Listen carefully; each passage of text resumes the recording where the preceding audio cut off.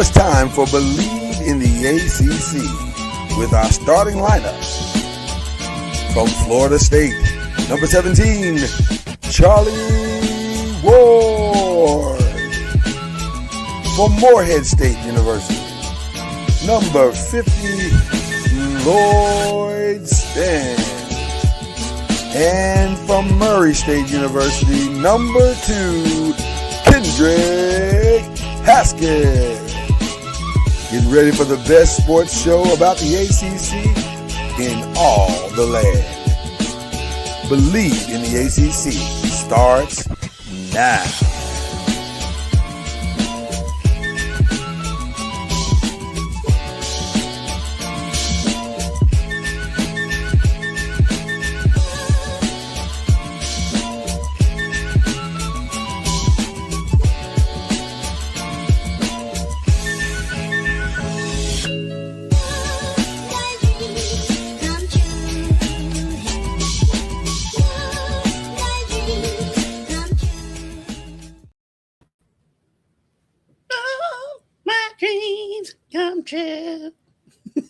The fact that you can sing that and I'll be on beat, but we're in two different states is mind blowing. Oh, the world of technology. World of technology. It's beautiful. It's a beautiful thing. That is Kendrick Haskins. I'm Lloyd Spence. We are high on coffee and love. The love of sports, the love of Believe, the love of what we do. And we I'm not high on this damn snow, because it's snowing again here today. You know what? You're catching it. You're catching it right now. You're catching it right now. It is snowing again. It's cold here. We got the 20s. We're in the 20s, but it's no snow. The snow is not gone. It's snowing again. At this point, I have to ask, what did y'all do wrong? Like, who have you? How have you angered God so? Because we had a stretch where it hardly ever snowed here, so I think we're making up for lost time. Oh, y'all, listen. Time has been lost, but now we're about even. We're about even. No school, right? They didn't yesterday. I think they did have school today. Oh, they did have school today. So despite the snow, go to school and we'll figure it out. I mean, if we're being honest, there was no reason to cancel school yesterday, but whatever. We had our thunder snow, but it wasn't that big of an accumulation, and it was just snow. That thunder snow thing is still blowing my mind. Like, I don't even get that. That's like, how does that even happen? Where are we at in global warming where thunder snow is now a thing? I love how it was like in the 20s down in South Florida, and people still don't believe in climate change. Right. We live in strange. Well, listen. Apparently, a lot of things people see with their eyes they don't believe. So we'll go on from that statement. I know. You just sit there and let me speak. But we're going to jump into a great show today. Have some fun. That's really what we want to do at this point. Just have some fun. I don't know. Did I hit something here? There you go. That sounds better. I don't know. It seemed like my mic did something weird there. Am I good on your end? Yeah, it did do something weird. Now it kind of sounds kind of weird. I don't know what's happening. Now it's okay. Okay, I don't know. Maybe just maybe it's there you just go. tired. That's good. There you go. Maybe it's just tired. You know, sometimes technology gets tired. It's just waking up too. Yeah, technology is waking up too. My technology's over here yawning. All right. We got a lot that we want to discuss. And we're going to start with, this is Believe in the ACC, by the way. But this is going to be a wide show, a wide spectrum show. There might be a lot of press and pros in it today. I mean, there's some press and pros updates. There's some Super Bowl updates. This is a little bit of everything. Pretty much this is a hodgepodge of all the shows we do this week. But we'll start with the men's basketball, give you some rankings. Big win by Louisville, much needed win by Louisville this week. And North Carolina got a big win headed into their big game with Duke this weekend, right? Duke and North Carolina go. That's Saturday. I'm going to give a big shout out. I know you are. Yes, all you got to do is turn on ESPN. Right. Big shout out. I know we do our shout outs at the end of the show. A big shout out to Louisville big man Case and Pryor. Hadn't played in the last few games. he's been dealing with that ACL. He came back last night, scored 10 points in 15 minutes, 5 Showed of up 7 big. shooting, I believe it was, and looked energized. Yeah, He big in he the second half. He's energized. He had a big smile on his face at one point. It was good to see. he looked the part. It looked different. It felt different. It felt like, they might have found it. That's the 5. That's the 5, and everything else The, is. the Go ahead. one Go ahead. that Yeah. I think the player I think who can make the biggest difference on this team, though, because he's been playing really well, is Kanai Roots. Right. I think he's finally found. I think he's finally found his confidence. He's found his footing within the team. He's has back-to-back double-doubles. I think he had 12 and 12 or 12 and 10 last night, and had a double-double against SMU as well. He's really, since he came back from, he had an illness and he missed a couple of games, but since he's come back from that illness, he's been playing really well. And I think he gives them an option better than playing Javon Hadley at the 4. I think you can put Kanai at the 4, and Javon can go back to his natural position. Well, I was going to say that what I took away more than anything is that when everybody's in their proper places, they function like it moves and functions like it's supposed to. And they played well. One last night with the backcourt not doing anything because Brown and Conwell were not good last night. No, they were just okay. They was just, just more slightly at average, right? But didn't matter. Everybody, yeah. Well, and you wonder, is he completely healthy? I don't know. Only Michael knows that. The thing about Michael I've noticed is, like, if he doesn't get it going early, he kind of tries too hard.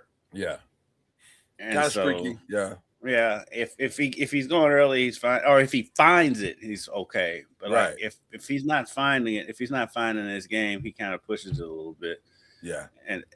But they were able to work around it last night. Of course, it was Notre Dame. So very interesting game last night with the University of Louisville beating Notre Dame. I definitely needed that win to continue to put pressure on the ACC, but also just to stay at pace. And Clemson got a win against Stanford. California beat Georgia Tech. So that was good last night. But everybody, if we're being honest, is looking to tonight, because tonight is going to be massive. The women of University of Louisville who have shocked probably everybody. Like, I don't think anybody saw this women's team being where they are currently right now. They are taking on the Duke Blue Devils, who people thought Duke would be good this year. I don't know if they thought they'd be undefeated in the conference at this at this stage of the year. So this is a big game. It's a huge game. I'm saying Duke's coming in, they've won 13 straight. Louisville's coming in, they've won 14 straight. Yeah. One of the things impressive about Louisville's win streak is a lot of those games are on the road. They've won 14 straight. They won at Cal. They did the West Coast sweep at Cal, at Stanford. They won at NC State. They won at Notre Dame. They won at Miami, and at North Carolina. And they beat Tennessee at home in there. And really, the streak would be even bigger. They lost by 2 points at home against South Carolina, and they had a 3 to win it. And so this streak could be, there's 14, so that'll be 15, 16, 17. And they could be an 18-game win streak.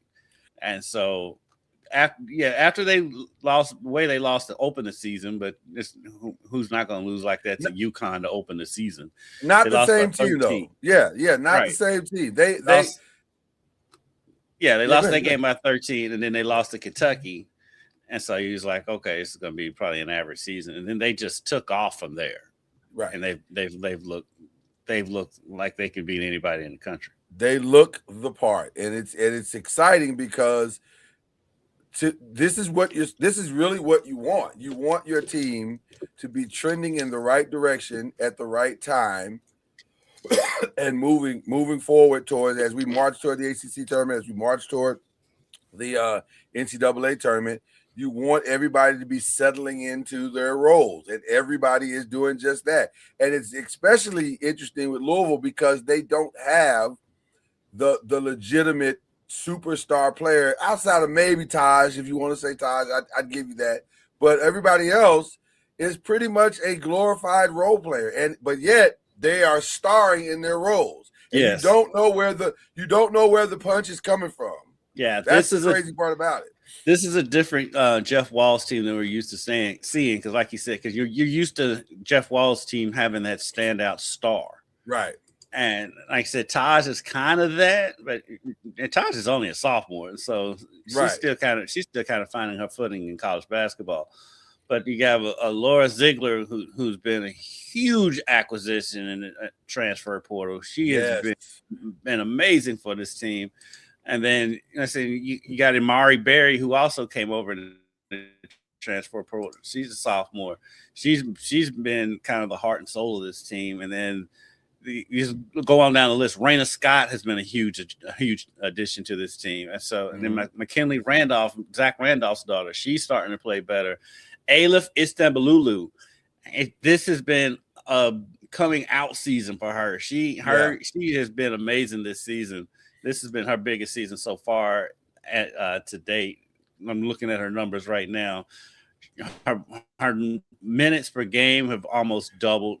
She went from averaging 3 points a game last year to averaging 9.7. She's gone up. She's averaging 5 rebounds a game this year. She only averaged 2 last season. And she's shooting 29.6% from 3, which is not great.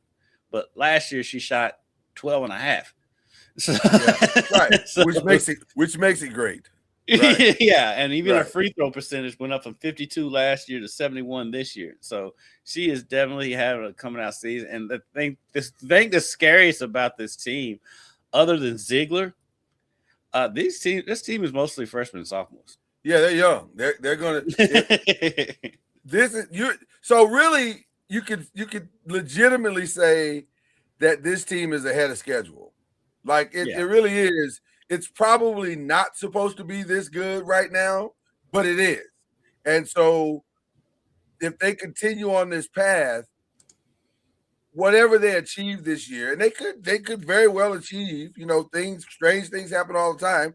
They could very well achieve a national championship run this year, but also it definitely sets them up next year to make a legitimate, they are no longer the hunter. They will definitely be the hunted going into next year. But they're used to that role. Right. And they're used to that role. Yeah, that puts him Jeff back to where he's probably a lot more comfortable. But I'll say this though. Interestingly, Duke is kind of in the same place. And I want to make a correction real quick. So I said Amari Berry was a transfer portal. She's not. She's been at U of L. She's been at U of L. Okay. Ironically, Duke is in a similar place because their 5 are playing about as well as any 5 in the country. They're led by Toby Fournier, and I would say Tana Mayer, especially on the defensive end. Tana is really, really solid in assists and steals. Toby is solid in blocks and points. She leads the team in points with 17 points. She might lead the whole conference if I'm not mistaken, but they're a solid 5. And so tonight will be really kind of a battle of wills. Now, ironically, both teams you could argue that both teams turned their seasons around at the place of losses. Like Duke took that L against LSU back in December, and they haven't looked back since. Like, and that was actually a better game than the final score indicated. That 93-77 loss they were a little more competitive than that. But once they lost that, but that also came at a weird stretch because they played South Carolina UCLA. On November 20th, UCLA on the 27th, which was a back-to-back game, and then turned around a few days later and played LSU. That's a very tough stretch of games right there. But you gotta give Duke a lot of credit for the way they turned their season around because they were not good at the beginning of the season. They had that 4-game losing streak. Of course, it was against great competition, South Carolina, UCLA, and LSU. They also had a loss at South Florida in there too. Right. And then they lost to West Virginia and they lost to Baylor. So they've lost a good competition for the most part. The South Florida is the only real head scratcher. Yeah.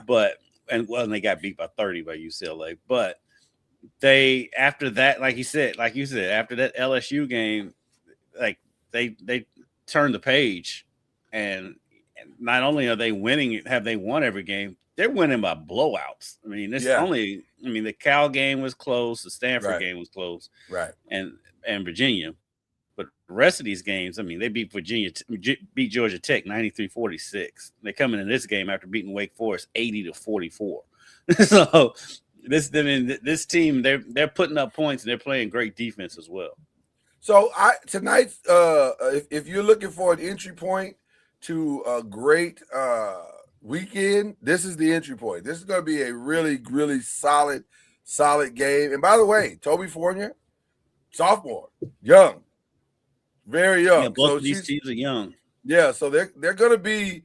This might be the two teams for the next couple of years that are just kind of battling it out in the ACC. But I'm excited about this game because I think we're going to see just some premier basketball, and we'll get a good gauge as to where these teams are as we turn the corner headed toward March. So this is a good one. This is a solid game. I think there's another game. A women's game tonight. LSU, I think, is playing somebody. Yes, an SEC games. LSU. Yes, an SEC. Yeah, I forget who the game is. But yeah, but Jeff put he had a good analysis of this game. Jeff Walls, he was talking about both teams. He's like, these teams are very similar, Louisville and Duke. He said mainly because you have to guard everybody. There's nobody. You don't know. No, because anybody at any point can go off. I think Louisville has a little bit more depth when it comes to that. But anybody can go. It's going to be a fun game. The funny thing about Jeff Wallace, because as crazy as he is, he can be humbling sometimes. He was saying he hopes a big crowd shows up to the game. I'm like, Jeff, you know. I think it's safe to say. I think it's safe to say the place is going to be rocking tonight for sure in the Yum Center. So that's a 7 p.m. Eastern, 6 p.m. Central game. Yes. So on ESPN. On ESPN, they got the show. They got the show. So that'll be a lot of fun. Okay, because the Super Bowl is this weekend, we do want to give some love to like the ACC as it relates to the Super Bowl. ACC all up and through the Super Bowl. Starting with the quarterback of the New England Patriots, who is a proud North Carolina graduate, one Drake May. Let me ask you a question, Super Bowl related, as it relates to Drake May. I've always thought Drake May was a pretty solid quarterback. I don't know if I thought he would progress this fast. I didn't. I'm not going to front. I didn't. I thought he would be fine. Right. I thought he'd be fine in the league and eventually would get to a good place. But second year and you're in the Super Bowl is great, or I guess technically third year, but you're in the Super Bowl. But that's crazy work to me. But he's there. Listen, he in there. He's there and he's balling and it's probably going to come in second in the MVP voting. I would think that's tonight too, by the way, isn't it? That tonight is the awards night. Yeah. So that's interesting to see. He and his teammate, by the way. North Carolina State graduate Garrett Bradbury, they will be there together competing for a Super Bowl this weekend. And then, of course, we want to throw a little love to some of the others, Drake Thomas at the Seahawks and Cam Akers. Shout out to Cam Akers, who's going to be in the league. Still in the league, right, after all these years from Florida State. Mac Hollins, who will need to play very well, by the way. I love watching him just watch. I would love a TV would explode, but if him and Jameis Winston can be on the same team, I would love for Mac Hollins to get some shoes. Well, now he's out there in California, so he'll be fine. But. Like, fam, you gonna catch, as my great grandmother would say, fam, you gonna catch your death of cold. Which I don't even know what that means to this day, but hey, man, that's what black folks say. You don't question old black people. Boy, you gonna catch your death of cold. Not even sure what that is. But even during the games, like in the huddle, and he's bouncing around, that dude is just full of energy. He's full of something. He's full of something. I don't know what it is, but he's full of something. He keeps passing it. He's full of life and he's full of joy. Well, listen, he's got to be because he keeps passing drug tests. So I'm just saying, some people are just crazy, and that energy comes from being crazy. And I think he definitely has a lot of that. He definitely has a lot of that. He walks around barefoot all the time. It's crazy in New England. Right. And in Buffalo before that. Right. Like, damn, what are you? Make it make sense. Okay. So Matt Collins will be there. Harold Landry from Boston College. Corey Durden. Austin Hooper. Morgan Moses. Jalen Hawkins is at the pay. A lot of Patriots on in this thing. Craig Woodson. Elijah Arroyo. The great tight end. Chad Surratt. Amory Gaynor. Leonard Taylor. Charles Wood. Andy Borregales, and of course Joshua Farmer from the Seminoles. Shout out to my boy Harry Douglas on Get Up right now. Yeah, Harry's killing it. Harry's doing his thing right now. Well, you know what? I think I may have talked up a Seminole. We'll see if the connection works. What? When it brings great joy to my face when I look over and it says there's 3 people in the studio. Right. One of is trying to get his connection together here, so we'll see what happens here in just a minute. I told you, Harry kind of saved me down in Miami. You did. You let me know that Harry came through in the clutch.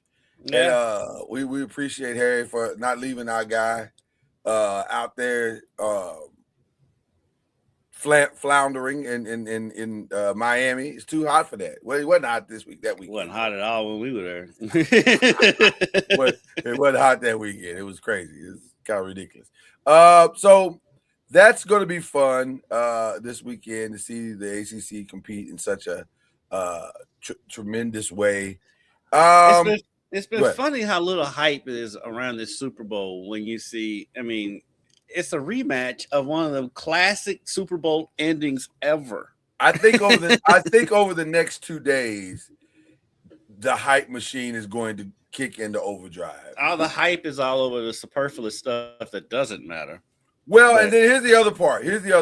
And this is definitely on brand. Depending on what channel or what network the Super Bowl is, usually will dictate the kind of hype you're going to see. So you have to walk kind of a unique line when the Super Bowl is not on your network. Like you got to support the Super Bowl because you're part of the branding team of the NFL. But you can't be like, oh, go over to NBC. No, we ain't doing that. ESPN's classic with that. All you gotta do is look how they cover certain stuff. Since right. You know, once they got the hockey contract back, all of a sudden hockey was back all over ESPN. Hockey's everywhere. When they didn't have that contract, it was on it, and oddly on NBC, and NBC hardly ever showed any games. Right. You didn't hear about hockey on ESPN. Yeah, and this is the same way. Like you barely hearing anything about. They talking about it. They talk about it, but they'll go down tomorrow, and it'll be a full blown. Well, they're already there. Like they're NFL. Well, I'm talking about everybody. Will be there. Probably Get Up and the whole, the whole setup. First Take is already. First Take is already there. Yeah. They've been, but not even just that. It's just like talking to people. I see people on social media. I'm not watching the Super Bowl, and these teams are boring, and blah blah blah blah. I'm like, what do you want? What teams? I mean, Seattle and New England. I mean, well, it's good. I mean, that's about as good a matchup as you can get. I mean, if you're being honest, like, I'm not sure. Because people were saying they're tired of Mahomes. Well, Mahomes is not there. You got your wish, right? Hey, listen, you won't see Mahomes for 2 years, so enjoy it. Like this is, people are weird. They are weird. You know what? I was gonna go over to Press and Pros right now, a Press and Pros update, if you will. But let's stay in the Super Bowl because I got something for you. This is right in your wheelhouse. Okay. We're gonna do some Super Bowl predictions, but not in the way that you might think.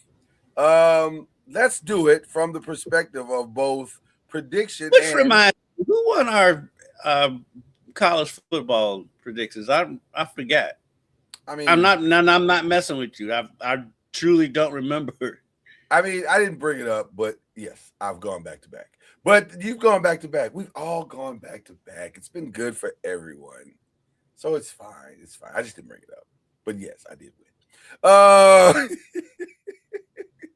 on. I've got my questions. I've got you my can have questions. all the questions you want, my friend. It doesn't change the facts. 20 years of friendship. You have never been subtle about winning anything. Listen. That's not true. I went back to back in fantasy and I didn't say much about it. Funny. By the way, I'm so mad at myself in the fantasy because I should have gone 3P and leaving, and I left. I you know what's funny about fantasy? Not to go off on a tangent. You can be your own worst enemy in fantasy because you can easily overthink it. You've done the work. I did the work. Lamar wasn't playing well. I went and got Matthew Stafford. I did the work and didn't put him in the game. And he went off in the game that I lost. Went off. It's crazy. But anyway. But I want to do predictions. And I want to do something that's in your wheelhouse. Do it from a perspective of not just predicting, but prop betting. So I want to help you make a little money while you're in the cold. I love the prop bet. I figured you did. So let's see what's out there. There's some good ones out there. Let's start with this one. Stephon Diggs. Will he propose? I don't think you can find that one on a gambling site. On the contrary, Mo Frere, it is a prop bet. And I think the over-under is like 1,200 or something like that. On what site? I forget the name. I think it was FanDuel. On what site? I want to say it was. I know it ain't DraftKings. No, it wasn't DraftKings. I think it was like FanDuel. It may have been an off-brand site. I don't know what the site was. It was a weird site, but it was. I don't think it was FanDuel. But it was listed in but it was listed in the New York Times. I got it. The bet from the New York Times. Like, wow, really? That's a bet. So, but everything's a bet during the Super Bowl. That's how it works. So, and I think they took it from the question that he was asked on Media Day, where he said, "Before I give her the ring, I've got to get this ring." So. Was that a hint? Was he hinting at something? Was he saying, if I get my ring, she'll get her ring? Like, what do you think, Kendrick? Is he going to get out on one knee while the confetti is falling? Well, if he is, he's going to be falling while the Seattle Seahawks colors are falling. And Seattle going to win the Super Bowl. We're not at that prediction yet. We ain't that prediction yet. We teasers, man, teasers. Well, just killed 2 birds with 1 stone. No. Well, that's when he said it, I was like, I don't know if I'd plan this like that. You're not like a lock into that one. So probably why he said it. Probably why he said it, because he knew. Yeah. Over under on Cardi B on the screen. Will she get Taylor Swift level treatment for this Super Bowl? And by the way, no. By the way, I mean, they'll show her, but she's not gonna get Taylor Swift. Well, here's the other thing though. She could, because there is a stronger than small possibility that she would not only be in the stands watching her man play in the Super Bowl, but she could be on the field performing with Bad Bunny. They have a massive hit that I can't believe is not going to be performed. Like, surely, but Bad Bunny's going to do I Like It, right? Because that involves him, Cardi, and J Balvin. So that's 3 of the biggest names in music. I can't believe that song's not going to be performed. But well, that's different though, because her performing and then her just being in the stands cheering for a man like Taylor Swift is 2 different. But that I don't know if that affects the bet. Like, if the bet says over under Cardi B on screen appearances, that counts. It depends on how they word the bet. If they bet over, there's a bet over 2 or under 2 is where the bet lies. Over 2 or under 2 is where they're placing the number. I gotta believe it's going to be well over 2. Yeah. Over 2 or under 2. I think only over 2 if they perform that song. If they don't perform that song, because they didn't show her that much in the AFC Championship. They didn't. I don't even remember seeing it until the end of the game. I think it depends on what kind of game it is. Also, like if it's a blowout, then and what he's doing, not going to be right. And it depends on what he's doing, because like if he catches a touchdown, he's not exactly putting up numbers this year. Right. So 2 might be safe, but if they're saying appearance is also performance, then I'd take the over on that. I'd definitely take the over on that. All right. Other. This was a weird one, which I still don't know, even if I understand what this is. But over under that Kendall Jenner and Devin Booker will confirm their relationship. I don't understand what that is. Like, because supposedly they're hinting that they're back together. So if they're just there, like they're just there hanging out or whatever. But I can't see Devin Booker going to the Super Bowl. Why would he go to the Super Bowl? Right. I mean, unless Phoenix is playing at the Warriors, that's probably past the court. Unless the Suns are at the Warriors in the within that time frame, I can't see him. I mean, I guess because the NBA does take off for the Super Bowl, but I'm gonna go with no on that. All right. Actually, you know what though, because they have been. All of this started because they was kind of sniping at each other on a social media platform about the Super Bowl. Well, I don't know. It's weird. That's a weird bet. I was like, who would bet that? Like, I would never bet that. That's crazy. That's just throwing money away. That means if I'm betting you're more into the pop culture stuff than I am, so you'd have a better gauge on it than me. No, I have no gauge. And also if I'm betting that, I have a problem. I need to get it. If you betting any of this, you have a problem. I definitely need to call the number at the bottom of the screen. Yeah. Things have gotten way out of control at that point. Cardi B, you got a problem. All right. The guests, they're saying the Cardi B's coming in at 250 at 250. J Balvin is at 160. J Lo is at 125. Ricky Martin is 125. That seems like a lot of people. But the Super Bowl, they do that though. I mean, look how many people came out for Dre. That's true. Dre.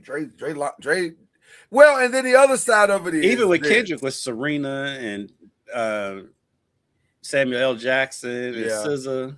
But SZA that was a given. Yeah, that was a given. The other part of this is this: how much English speaking stuff will be mixed in. Because that will dictate the amount of guests as well.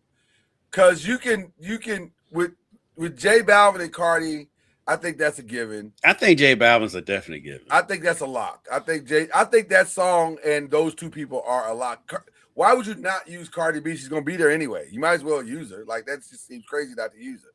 So Daddy Yankee seems like a stretch, though that I think that's one of his biggest songs. Dua Lipa seems like a stretch. Dua Lipa's a stretch. Mark Anthony.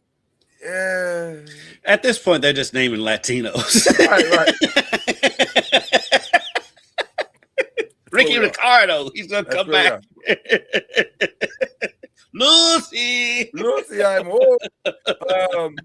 Shakira made the list.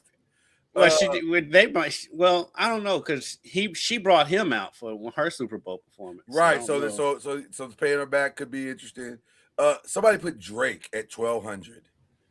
Drake ain't coming to Super Bowl. I don't believe Drake is coming. And why? Why would you do that now? Like it would look to me as it would be a horrible look for Drake to show up at the Super Bowl. But it would also be on brand. It would also be on brand. It definitely would be on brand. Okay, let's get more back in your wheelhouse. First to score. Who's going to be the first to score? First to score. These are always hard. I never bet the first touchdown. I'll do the anytime. First score is hard. First score is always hard. Yeah, because it could always be like some random thing, like a lineman falls on the ball in the end. Right, or weird stick or something crazy. Yeah. A definite breakdown on the special team, something stupid like that. Yeah. I'll go. I mean, because I'm big on Seattle in this game, but I'll say New England scores a field goal. I was thinking field goal. I was thinking somebody's going to get a field goal first. I don't think a touchdown's going to open it first. Field goal is always the safest bet. Yeah. Fun prop bet. Will there be an anthem flub of the lyrics.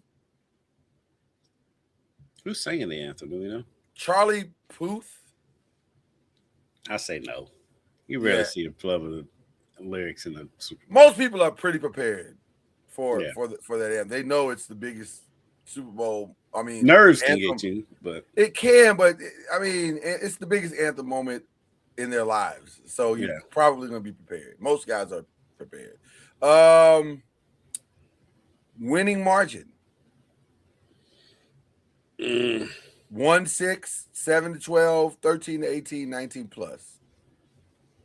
Safe bet is probably 7-12. Yeah, safe bet 7-12. Yeah. Safe bet's probably 7-12. To Pastor Court's point, he said a tie, so that means it would go to overtime. You think it's going to overtime? I do not. Okay. High scoring quarter.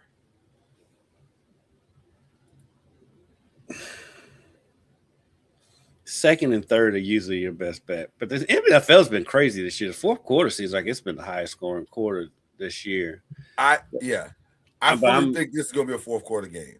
Yeah, let's go fourth quarter. Yeah, I fully think this is the fourth quarter game. I think it's tight for I think it's going to be a low scoring first half, which is going to piss most people off. I'll be happy because I like good games, but I like close games. But I think it's going to be it's going to come down to the second half of intensity. Mm-hmm. So I'm looking forward to that part. Okay, let's get a couple of other ones in here.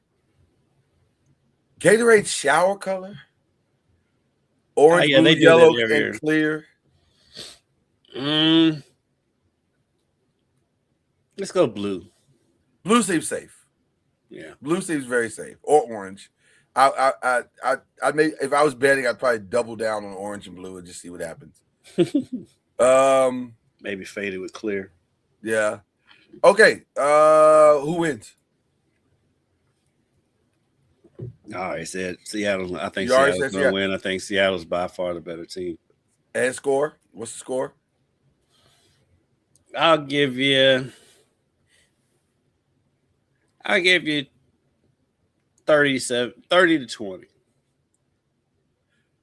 30-20. Okay, that's interesting. Even though I don't know if I see Seattle giving up 20 points, but I struggle with that. I have said all week that I just think this is a lot to ask a second-year starting quarterback to do, especially against a defense like that. I don't really know if the viewing public has a full understanding of just how good Seattle's defense. This is as close to the Legion of Boom as you can get. Mm-hmm. They are that good. There will be no running of the ball. That's God bless you, Ramon J. Stevenson. You've had a phenomenal year. God bless you, Devian Henderson. You've had a great year, but enjoy your time in catching screens because it's not they're gonna have to manufacture some kind of run game through throwing screens. I don't know how you're gonna run the ball on DeMarcus. That's why I'm so high on. Yeah, that's why I'm so high on Seattle in this game because Seattle's flown under the radar all year because the NFC West was crazy, but the Rams were putting up crazy numbers, so they was dominating the headlines, and San Francisco was winning with people they found on the street. Yes. So they because of all the injuries they had, so they kind of dominated the headlines while Seattle was just sneaky, just going on. It was just going about their business, yeah. And I think they are the best team in the league. And I know people worry about Sam Darnold, and understandably so, but all season long, the only games he really struggled was against the Rams, the people in his own division. Right. Yeah. So. Again, until Sam does it, he hasn't done it. So, but this seems, if ever there was a time for him to do it, this would be the time. I said the other day, and I think I'll stick to it, I could easily see a 30-10 game. I could see a second half emergence and Sam settles in because it's nerves at the beginning of the game. But in the second half, when you're past all the hype, when you're past the Bad Bunny stuff and all that, now we can just focus on the football. I can see Seattle going, okay, now let's go win this game.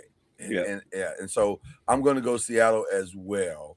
And they've got the run game with Kenneth Walker to balance them out, and of course JSN is making the case to be the best receiver in the league. So MVP, who's going to be an MVP? probably Sam Darnold. I think Sam would have to. If he throws 2 touchdowns and no picks, I think Sam would have to. Then yardage won't even matter. Unless it's JSN. Unless JSN goes crazy. Right, going crazy with 200 yards. Which he did against the Rams. And so I think it's safe and comfortable to say JSN is the best player on the field. Yeah. On Sunday. So if Sam can put it in his general vicinity, he will make a play. Because I know people were saying Gonzalez, that matchup with him and Gonzalez will be a good matchup. I don't see it that way. I think Gonzalez is going to struggle mightily against JSN, and he's going to have now the scheme will matter as well.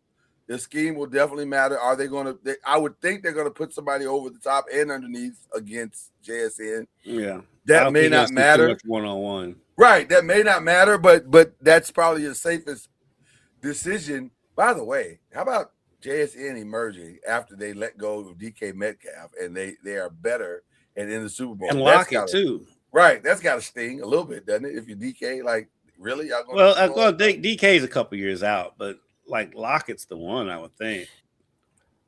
Yeah, Lockett, because Lockett hung in there forever. Yeah, he was Seahawk forever. Right, because wasn't he on one of the Super Bowl teams? I feel like he was on that last one that didn't win. I feel like he was too. I could be wrong, but I feel like he was in that last one that didn't win. So it's crazy that he's not playing in this game. Speaking of crazy, we do have some we'll call it Press and Pros updates. This NBA has been crazy. These deals and trades have been crazy. It's just like you knew it was going to be, but some of these trades is like, what are you doing? Well, if you thought the crazy was going to stop, it did not. It late last night, right after what was a very good Nuggets-Knicks game. That was a great game. Golden State was like, we're out. Yeah. And they took the best trade that was available to them, which happened to be trading Jonathan Kuminga and Buddy Hield, who was not on anybody's trade radar at all. Yeah, he was. Was he? I had not heard it at all. They've been talking about trading him for a while. It was weird because him and Jimmy Butler are so cool, and Steph. But yeah, they've been talking about trading him for a while. I hadn't heard his name mentioned not one time. And as far as rumors, now rumors are rumors, so it's whatever. But I'm sorry, just laughing at Harry Douglas. Harry's doing something crazy again. I love Harry. Look at him. I love Harry. I'm gonna watch it. I'll be so distracted. I gotta watch it on the replay, but I can't wait to see it because it's going just like you're distracted right now. But he just beat Hembo, so. Everybody beats Himbo. Himbo needs to get smelled. He had a good one yesterday. Yeah. All right, we do have Coach Junior. High on Rattler love, and also maybe even a little Seminole love. Like the Seminoles are all over the Super Bowl this weekend. Several Seminoles are playing in the Super Bowl this weekend. Who are playing? Oh, listen. I have a list, Charlie. I have a list of Seminoles that are in this game. Let me read them off to you. Cam Akers, Joshua Farmer, Corey Durden. Remember Corey Durden? Oh yeah. Well, he's a former Seminole that went to NC State. NC State, yep. Look at Charlie having a solid memory. Amari Gaynor. With North Carolina. Who's Amari with? He's with New England. Oh. Yeah, he's with New England. Yeah. I know he's with the Raiders at one point. Oh, he was.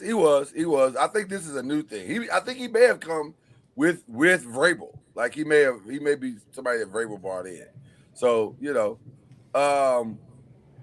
you have any? First of all, welcome. You got to be riding high on love for LeBron, because LeBron gave y'all like one of the greatest shout outs of all time. First of all, I'm trying to figure out how we don't have these shoes. Now I ain't now listen, Charlie. I'm gonna go out on a limb and say Charlie doesn't have those shoes. Do you have those shoes? Now, if you don't have those shoes, I can't say nothing. No, he has. He has. You can't say nothing. I can't say nothing. Wow. That's So LeBron is out here. I just be knowing stuff. So LeBron is out here flexing in FAMU shoes, and the head coach don't even have the shoes. Well, first year. That ain't right. First year LeBron, problem. that ain't right. Now, sir, send my guy some shoes now. Come on, man. Doggone head coach of the team. Outfit this team in some LeBron. Stop playing. Yeah, because you all are Nike school. They're nice too, Charlie. Yeah, we're LeBron school, but one of them. But not till you get them shoes. Not until you get them shoes, Charlie. Our ladies got shoes. So the ladies got the shoes. They're here. They're here in the building somewhere. LeBron. Come on, man. You don't want to send shoes to Charlie Ward? I thought you was a history guy. You don't think the Heisman Trophy winner needs shoes?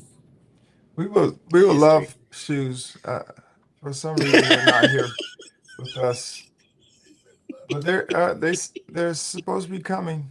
So they're coming. I'll let you know when they get here. Let me know. I just listen, LeBron. Until you do right by Charlie with them shoes, yes. We're giving you the color purple fingers until you do right by Charlie with these shoes. Okay, all right. We appreciate him representing. We do. They were nice. I ain't gonna hold you. I know. Can't ask for much better free pub than that. I don't typically wear Nike at all, but I want them shoes. Them shoes were fire. I was like, hey, I do wear Nike and I wear 12. I was like, I wear 12 as well. I wear 12 as well. So I just want to put that out there. 12 got to be the most common size. It is. It really is. Okay. So shout out to that. And then of course your Knicks. Your Knicks killed it last night. That was a great game. It was very good. I know I was not shocked, but very surprised that they called a foul, which there was no foul. That was really have to go that far. Right. I think the offensive guy caused a lot of it by his actions. But it happens, they face guard blockouts are a common thing. Yeah. And that was one of them, but they were able to overcome. It helps to have guys that can put the ball in the basket consistently. That helps. It does help. 40. It does help. Yeah. It does help. A guy that say that is just wait the coach off and say, I got it. That's basically, which is basically what happened. Bruns was like, hey, settle down. Well, he did that in first before regulation, I think. He took the last shot. He did. And he waited the coach off and said, hey, I got it. Coach was like, all right, I trust you. He didn't make the shot, but he knew what shot he wanted. And he got it, one of his step backs. Not to take away from the Knicks at all and what they've done, but can you imagine how good a backcourt of Cooper Flagg and Jalen Brunson would be for the next 10 years? That would have been nice. Shout out to Dallas for making all the right decisions. That would have never have happened. It could have. Listen. How? Because you keep him. Then they wouldn't have been in the position to trade. They wouldn't have been in the position to draft Cooper Flagg. Correct. They kept Jalen Brunson. But Charlie, how you feel about the Knicks standing pat? They might have. And shut up, Lloyd. Standing pat and not getting in the Giannis thing. Giannis, regular season. Apparently, nobody's in the Giannis thing right now. Yeah, Giannis is not. I don't think they're trading him. Personally, I don't think they're going to trade. And if they do, it'll be something out of the blue. Not out of the blue, but it'll be a shock for him to get traded. And I think if he gets traded, it's going to be when he gets traded, it'll be this off season. Yeah. Well, Golden State got out last night. They clearly got a message sent to them that yeah, right, that we're not getting him. So they took the best thing that they thought was available. They knew they had to trade Kuminga because too much damage had been done there, and so they traded Kuminga and Buddy Hield for Kristaps Porzingis. I will turn to both of you. Which, by the way, allows them to also keep Draymond Green. Apparently, he will stay there, unless the damage is great there. But I don't think so. Draymond was pretty aware of his circumstances, and he seemed to be handling it pretty good. So I think there's no hard feelings there. Plus he probably knows Mike Dunleavy's going to be fired, so that helps a lot. He's going to be fired. I don't know why you keep shaking your head like he's not going to be fired. They're going to fire him. His best move is Kristaps Porzingis. Fam, you out. I don't know if they're gonna fire Mike Dunleavy. He's out. You're adamant about it, but they need to get it. They need to get Kuminga out.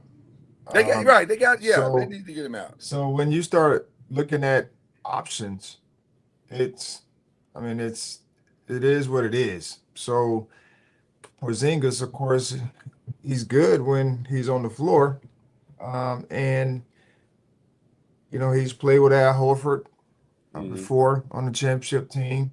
Yep. So they're hoping that he'll be able to get on the floor. That's the biggest thing, is him getting on the floor. Yeah, he's hurt right now. Yeah, stand. I was going to ask, has he been playing? Because I haven't even heard his name. He's got an Achilles thing. He's got an Achilles thing now. Oh, that's great. That's fantastic. So you think this man's gonna keep his job? He just traded for a dude that has an Achilles situation right now, as we speak in real time. He got rid of Kuminga, which is what they wanted to do. Yes, that's what I'm saying. Best thing for it. Best thing he could get. A monkey could have got rid of Kuminga. That wasn't that difficult of a thing. That's probably the best deal they got, because I'm sure everybody was lowballing him because they know he wanted out and they wanted to get rid of him, so they was lowballing. So that's probably the best deal they could probably get. Yeah, I mean, and if Porzingis plays, he's a positive to their team. He's an all-star when he plays. Yeah, that's true. But he only plays about 25, 30 games a year. He's only playing 20 games a season. So it's about right. I mean, you're going to have to do all the heavy lifting. He's able to play after the season, after the All-Star break, then it may be about that number. So we all agree Giannis is probably, barring something very, very unexpected and crazy, because right now it looks like the only teams left that could potentially get him is Miami and Minnesota. So unless something from that is on no one's radar whatsoever, which, by the way, could always possible. Yeah, I didn't see the AD to the Wizards thing. I'm not sure what the Wizards are doing, but they're doing it. They're making moves. That's that for a second. They're making moves. What are the Wizards doing? They're building a good team. They're right there where they can get the number one pick in the draft. And they go out and they get all these players that's going to mess that up. but I heard something yesterday, and if this is true, then they're still going to get the number one pick in the draft, because I heard that they are thinking about right now shutting down AD and Trae Young for the rest of the season. And if that's true, then some of this kind of makes shut Trae Young down. I know AD. Whatever Trae is dealing with, whatever that. Because Trae hadn't been playing when he was still in Atlanta. When right. He made a trade, he hadn't been playing. Yeah, whatever he's dealing with, they're saying we'd rather you get all the way healthy and then come back, that may just be their way of saying we want to tank and get one of these great top picks. If that's the case, they can't say that, but this is what they're essentially saying. So I don't know. That the Wizards are. This is a strange.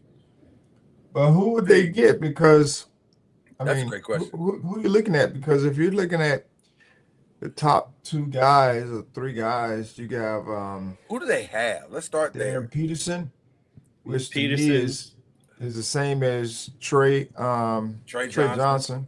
Yeah, and they got Boozer, AJ Avanza. I mean, he could fit there or Boozer, but if they got AD, I'm not sure how long he's there. Because if you draft Boozer, you're not bringing. I mean, you could bring AD off the bench, but I'm not sure if he's at that point yet. Well, AD's kind of like Porzingis at this point, and so you won't have to worry. You probably won't have to worry about it. Yeah, that problem will rectify itself. It's yeah, but that also brings me to Utah too, who is in line to get a top pick in the draft, and now with going and getting Jaren Jackson, they're not going to finish at the bottom of the league with that front line with him, Markkanen, and Kessler. Yeah, but Utah owns so many other people's first round pick that it by the way, I like that front line. 100%. If they keep Markkanen.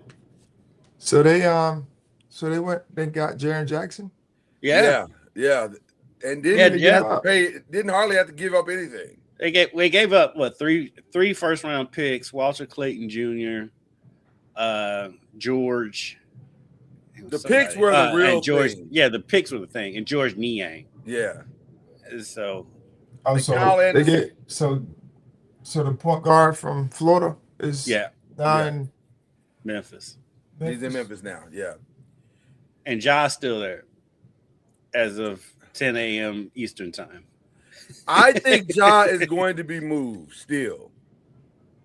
I think it's going to be Miami because Miami's not going to get Giannis. Well, Miami is trying to get a package where they get both.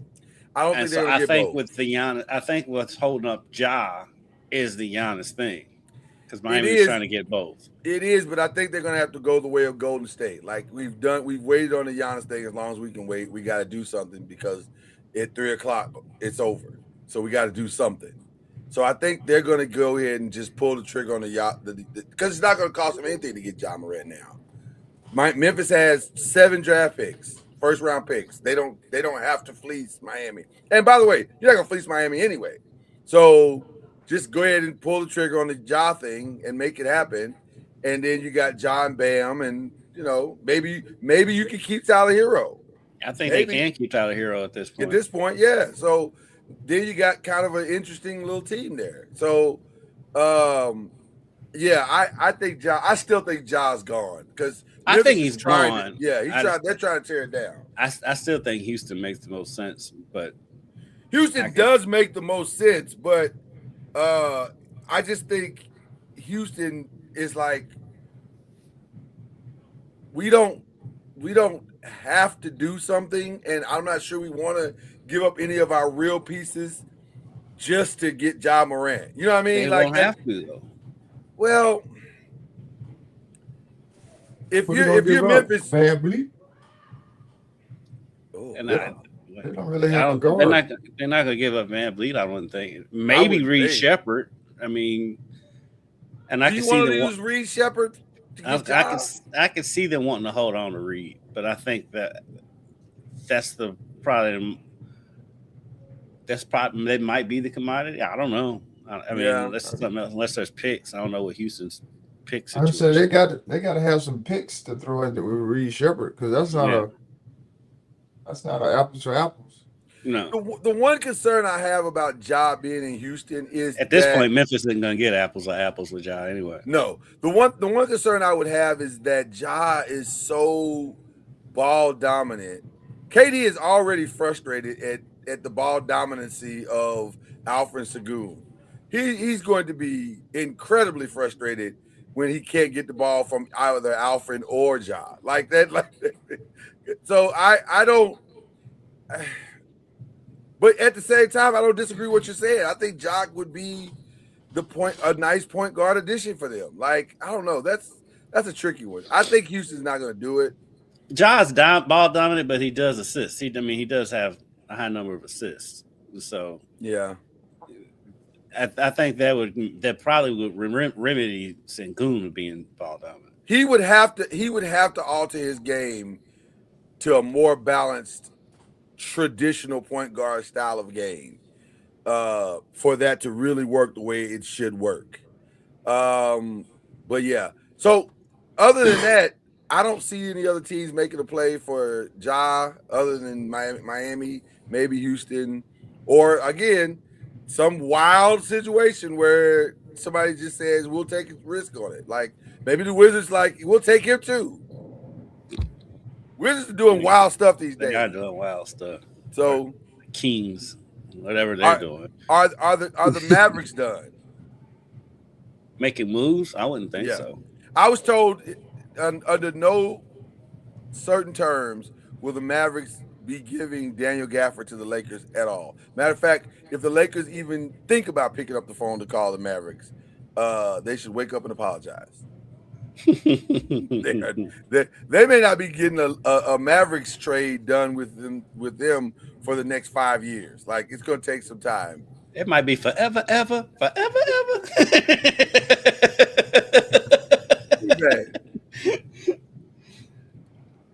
This is the equivalent of a husband taking the wife of somebody, like right when, and there was no divorce. Like she just left, and then and then the divorce papers arrived the day she left, and you're like, wait, what? I didn't even know we were having problems. Like we were having problems. We have real problems. So that's so bad. So there's nothing left for the Lakers to talk about with Gafford. All my Laker friends have been calling saying, what are we going to do? What are we going to do? I'm like, we might win the draft. I mean, we might win the deadline by doing nothing. I mean, because it appears that if Giannis stays, the Lakers are in the driver's seat for him to go there. Right. So maybe the best course of action is just to be still. I think I agree with you. Just play out this season, see how it goes. Let it play out, yeah. And then getting the Giannis sweepstakes. LeBron comes off the books. LeBron probably goes to Cleveland. Yeah. He still may end up with Draymond. So that is very much a possibility. Very, very much a possibility. But I think the Lakers shouldn't do anything stupid. Just that's the smart play for them in the next few hours. Just don't do anything stupid. Don't do anything drastic. Take on some contract that you don't need to take on. That's just dumb. But yeah, I think Giannis is gonna. I agree with you, Charlie. I think he's probably gonna stay. Now, I don't think he'll play another. He may not play another game in a Bucks uniform. Well, he's not playing now, right? Is he injured? Right. Yeah, he's got a calf strain right now. A calf strain. But he's had that calf. He's been having calf strains the last couple of seasons. I bet he has. What? I didn't ask you about this, Charlie. Former point guard. You like James Harden going to Cleveland? For the Clippers, yes. For the Clippers, really? What? Please they were playing well. Huh? Please explain. They were playing well before he left, but they traded. Yeah. Why do you like it for the Clippers? Well, one, I don't know what Darius Garland is right now as far as injury. I know he was injured for a minute, and I'm not sure if he's back yet. Thank Porzingis and AD. Yeah. And so I think he had I'm not sure what his injury was. But the one thing that they were playing well, but it wasn't because of him from a overall standpoint. Okay.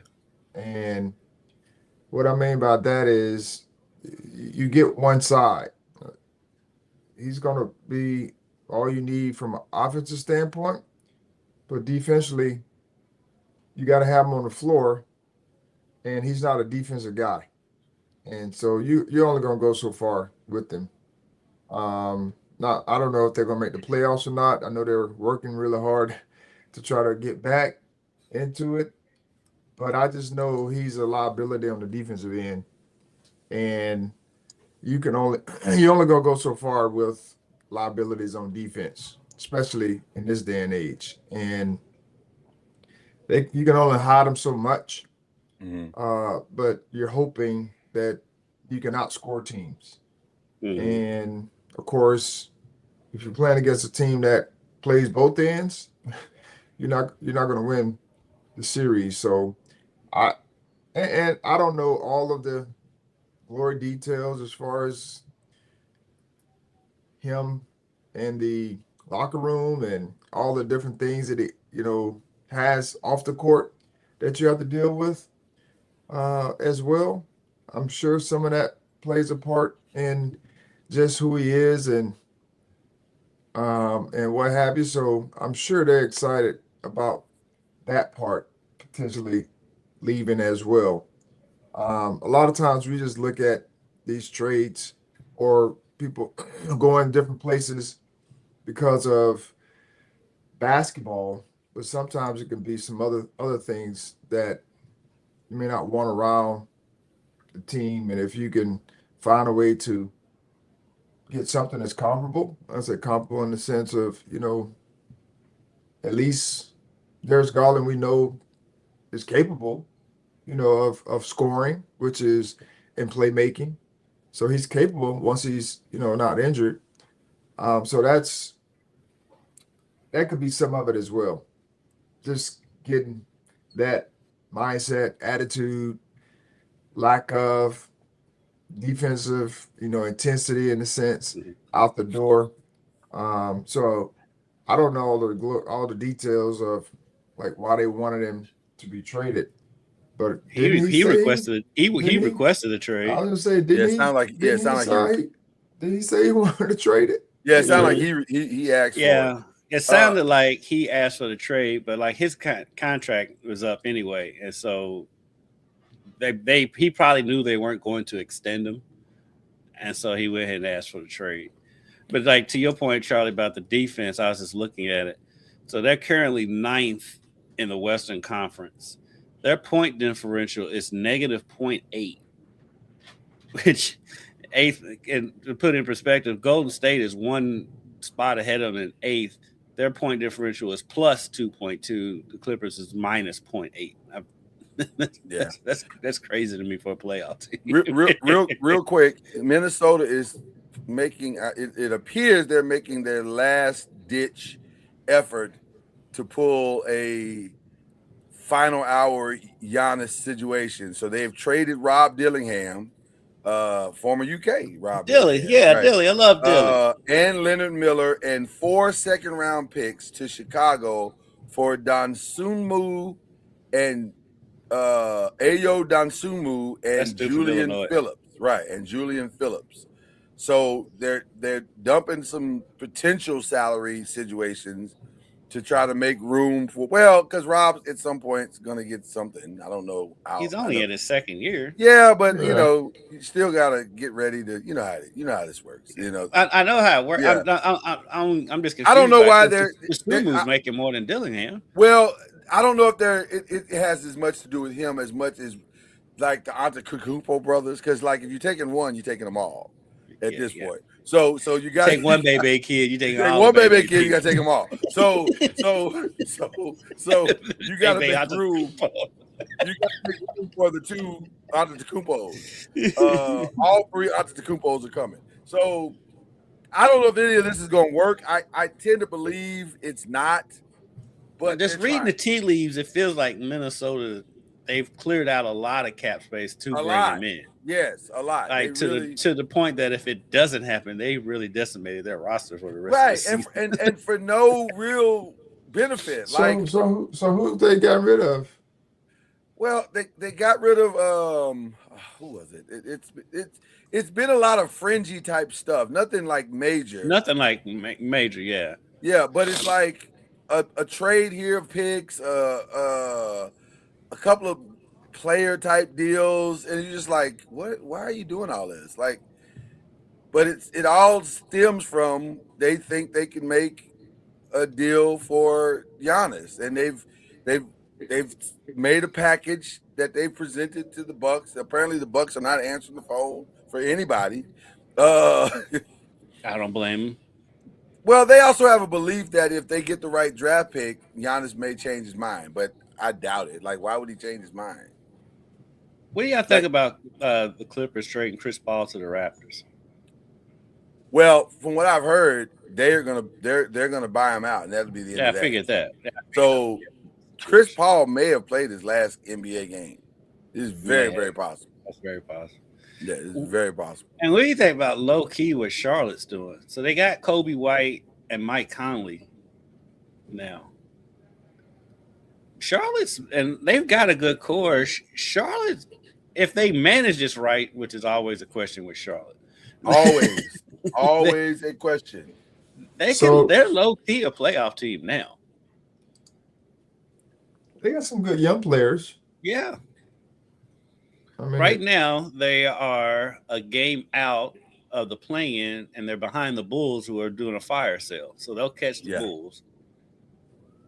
They'll probably catch the Hawks, who are doing a fire sale.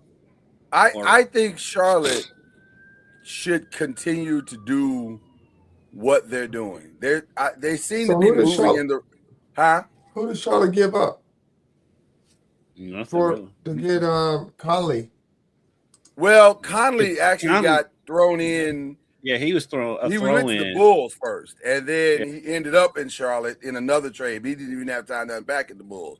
And I think Conley's going to get bought out, and he'll be able to go wherever he wants to go. So they sent. So here it is. The Bulls continue to overhaul the roster, sending guards Kobe White and Mike Conley to the Hornets in exchange for Colin Sexton and Ousmane Dieng.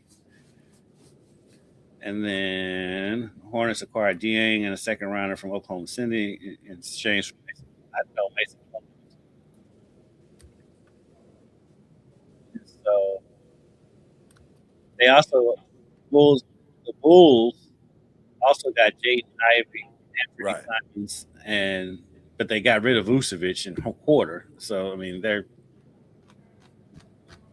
punting on the season.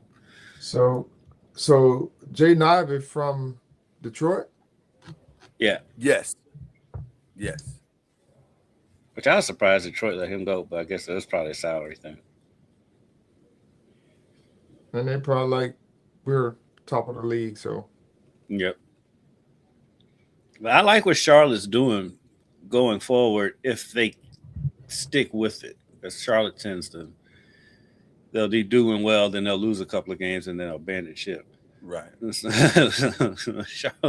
Charlotte's actually making some decent moves. And I think, and Lloyd and I, we talked about this yesterday, Charlie. Charlotte went on, they're on a 7 or 8 game win streak. Yeah, they're playing great. And before that win streak, Ball was in all kind of trade rumors, but then they went on that win streak and all that ceased. So with him, his brother got traded, right? Yeah. Is he a free agent now? Because I know he went to Utah. But I think they're buying him out as well. Did they buy him out? I think they're going to buy him out as well. Okay. It appears so that they're going to buy him out as well. Yeah. So with him, but with Ball, Knipple, and Miller, they've got a good little core right there. Because Knipple's, I mean, he's been playing lights out, shooting lights out. Yeah. And so they got a nice little core there if they can keep it together. And he still got Bridges there. So is there a move left by somebody that y'all can see happening? The only big name I see is just Giannis and Ja at this point. We still have 5.5 hours to go. Right. Okay. Look at Monica McNutt looking cute on here. With her fuzzy cane go. Oh. Where is she? So distracted. I know, I'm like a little kid. She's on First Take right now. They're talking NBA right now, but I guess she's in San Francisco for the Super Bowl. Yeah, I don't know why she's there, but yeah, she's there. She normally she normally does radio for the New York Knicks. Right. I know, but yeah, they have her in San Francisco for First Take. Yeah. Oh, for First Take. But still, because Stephen A is going to be they're there. First Take is there, and it's trade deadline, and so she's the buffer. They still got Wendy, but he's on location. Well, he's everywhere. He's at the Super Bowl too. No, he's somewhere else. I think he's on a set somewhere. I think California. I would think he's in L.A. Yeah, I think he's in L.A. Yeah, with because NBA Today is going to go early because they're going to do their traditional trade deadline countdown thing. Although it would be nice if they let Charles and those guys be a part of it. I know that makes too much sense for ESPN. I mean, come on. So, anytime Charles is on TV saying, I'd like to be working more. Right. I don't know what ESPN's doing. Who knows? They're buying up everything. They're buying up everything. They own everything. They own all of sports media right now. So they just got NFL. Yeah. And what's crazy is all of that, and Disney's like going under almost, like losing a ton of money on their parks and movies. Well, because they keep trying to do the multiverse. Nobody wants to see the multiverse. Nobody asked for that. They're just biting off more than they can chew. They bite off more than they can chew. Charlie, what's going on with the Rattlers this weekend? Who you guys got coming up? What's our Rattlers doing besides ordering us some shoes? Right. We need some shoes, Charlie. We need the shoes, brother. Yeah, me too. Just throwing it out there. But we love our Charlie. We have the 2 Texas schools coming to town. They're on this swing to Florida. We only played them once this year because we go back and forth. Like next year we'll be in Texas. But we have Texas Southern. They've been playing well over the course of the year. Well, they've been kind of like us, up and down in the sense of winning games and losing games. So it'd be a good test for us because they have some really good guards and some bigs as well. They play hard, very well coached. The coach has been there forever. He's been there for a minute. And so it'd be a good test for us. But good thing is we're at home, and we had 2 tough losses in Alabama that kind of helped us. It definitely helped us understand that we have to play at a certain level and what it's going to take to win. Our biggest issue right now is we go through scoring droughts where we just can't score. And, if you playing against a team that can do that at some point, I mean, defense, you say defense, but they make tough shots, and teams have made, found a way to make tough shots. And, right. Even if you have good defense, and then you have guys who are shot makers, you can get a cushion. And so that's been happening to us the past couple of games where, teams have made some tough shots, and they made, plays as well. I mean, they're solid teams. We just haven't been able to respond accordingly. And so hopefully we can change that and not go through scoring drops where we can't put the ball in the basket for nothing. But we're working on those things and trying to get guys healthy. But Prairie View beat Texas Southern in the last game that they played. So 2 quality teams coming to town, and we're looking forward to the challenge. Charlie, you're right there in the middle of the pack in the conference at 5-4 in conference play. I mean, I know you're not satisfied, but you got to be super thrilled with where your team is right now. Yeah, we've had ebbs and flows where, we lost the first game, won the next 5. And then we've, lost the last 3. So we've had our ebbs and flows of streaks. And so it's just now, getting ready to start the second half of the conference play. We just have to continue to stay steady and not get too high, too low. That's who we are. I got to be, regardless of what the outcomes. That's what we try to be throughout.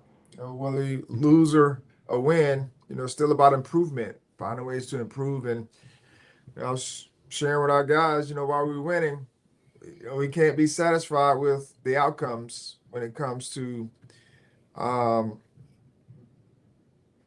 going through the process. We've got to make sure the processes are good and that we are improving from winning, on winning by doing certain things, and we not got away from it, but we just when we had a tough loss against Jackson State. Now that was a tough one because we were winning pretty much the entire game, majority of the game, and even late we were up, and we found a way to not win that game, which was very tough. But when you're a team like ours, and I've been on teams like ours where we are a good team, we can be right there, and you end up losing a game that you shouldn't have lost. Sometimes it comes back to bite you, in the end. But that's where we are. But we have to continue to find ways to keep moving forward and grow. But it does help to have guys put the ball in the basket. I have a feeling you've been emphasizing that. I was going to say, it feels like there's a very specific thing that's being talked about during film study. Guys, why did you shoot that? Just shoot the ball. Can you please put the ball in the basket? Can you shoot the ball? Can you just shoot it? Like that's take essential. the shot. Put the ball in the basket, not take a shot. We've already got past take the shot. So now we're at shoot the ball. Like No, go get get the layup. Get it in the net. We need to put the ball in the basket. We don't need to be taking shots. I can take a shot. Put the ball in the basket. Put it in there. Whatever it takes. That's hilarious. Charlie, we didn't get your Super Bowl prediction. What's your Super Bowl prediction? I don't know. The New England Patriots are interesting. I think defensively they're sound, and I'm not 100% sure about Drake May shoulder. I know he's had a couple weeks or however long he's been to rehab and what have you, because they didn't do much. Of course, it was snowing and all that. So in their game, last game. Jeff Saturday said he's going to get the good drugs this time. He had the good drugs last time. Just ain't got snow this time. The snow makes a big difference. Yeah. I'm just saying what Jeff said. If Drake May is not able to figure it out, it's going to be tough because Sam Darnold in the last game, he was on one. Mm-hmm. Like between him and Stafford. Yeah. Between those two guys, they were. To me, that was more like a Super Bowl. Yeah, I felt like going in. I felt like that was the actual Super Bowl. Yeah, and so both of those guys were dropping dimes, just making great reads. Mm-hmm. They had guys making great catches. The run game, of course, everybody needs to probably be better. But when you have guys throwing it and reading it, this young man, what's his name? Jackson Smith and Jigba. Yeah, him. Just say JSN, Charlie. Yeah, we just say JSN. I'm still trying to figure out like how do these guys keep getting open? Like the best players always be open. Like every time they're like open. I'm like, how are they open? Like two people should be on him, but he just kept getting open.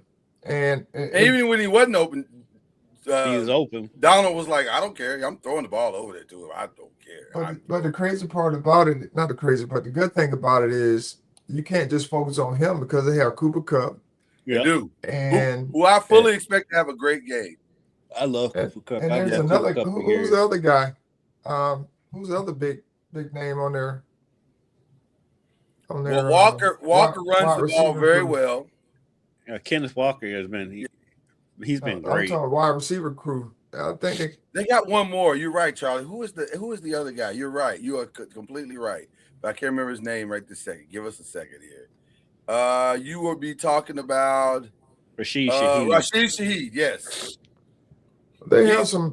He's the forgotten one, but yes, he is very good as well. Because they picked him up because he hadn't been there all year. Yeah. But they have comparable players outside of, what's his name? Jackson. JSN.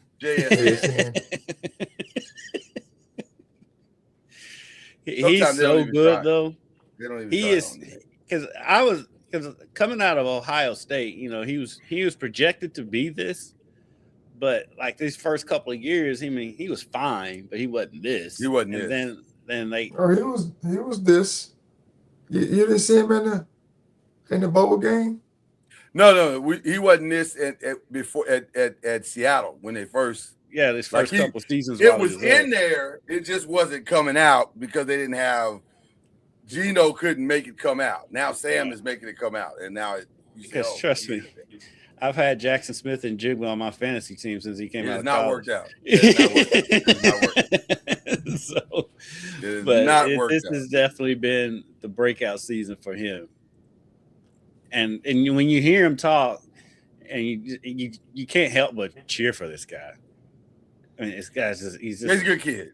He's a great kid. Great background. I love that he has a Dallas Cowboys tattoo on his arm. Don't do that. He does. And then they asked him about it if he would remove it. And I'm like, why would he remove it? For what? He should remove it. For what?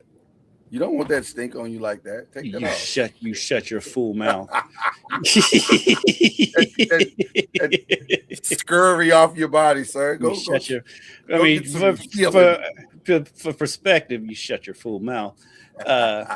His first year, Charlie had 63 catches and 4 touchdowns for 628 yards.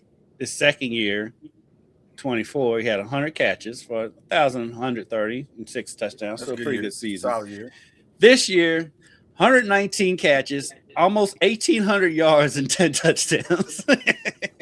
It's going well. It's kind of and a Super Bowl appearance. So it's going well. Right. It's going well. Will they run the ball? Will they run the ball on the goal line this time or throw it? Listen, I would have to believe that running the ball on the goal line is paramount. They may run it if they get stopped 3 times. They may run it the 4th. They may bring Marshawn out of the crowd just to run the ball on the 1 just to exercise the demons. Yes, I think they're gonna run the ball. Oh, I knew it was something I wanted to talk to you guys about. Late yesterday, the Chambliss decision came down. No, is what the NCAA said. No, we said no the first time. We're saying no again. You will not play if we have anything to say about it. You will not play again at Ole Miss. So he's taking it to an appeals court. Of course, which in Mississippi, which they will absolutely say yes. Of course. I don't understand why this kid don't want to leave college. Bro, you are an NFL prospect. I can see if he wasn't an NFL prospect. The only thing I can think of is that Ole Miss has a check waiting for him that is so big. It's got to be more than his rookie salary. Right. It will eclipse what his draft projections are. So if they're saying he's a 3rd rounder, that check beats that. But that's one check. That's 1 year. I don't disagree. I would love to get some truth serum on what's going on. I think it's madness. This makes no sense. It's madness. But if you think of it this way, he probably feels like he can improve his draft status if he comes back to school. But the thing is this year's draft class for quarterbacks is not very good. Next year is going to be better. I was going to say, he actually would have a better chance going higher in this draft than I think. Because I think he could Because Arch is going to come out next year. I think he can essentially be the second pick in the draft as far as quarterbacks are concerned, behind Mendoza. He's 6'1", he's 200 pounds. He has a very nice touch on the ball. I don't know why he wouldn't. The kid at Oregon, he went back, right? Yes. Right. That's what I'm saying. He could be the second. Arch is still in college. Arch is probably going to be the number 1 pick next year just because he's Arch. Ty Simpson, what did he do? Alabama's quarterback. He's going, but I don't. Would you take Ty over Trinidad? Probably not. That's what I'm saying. That's what I'm saying. That's why I think it's. I don't understand the thinking. I don't either. I don't get it. I personally think it makes zero sense.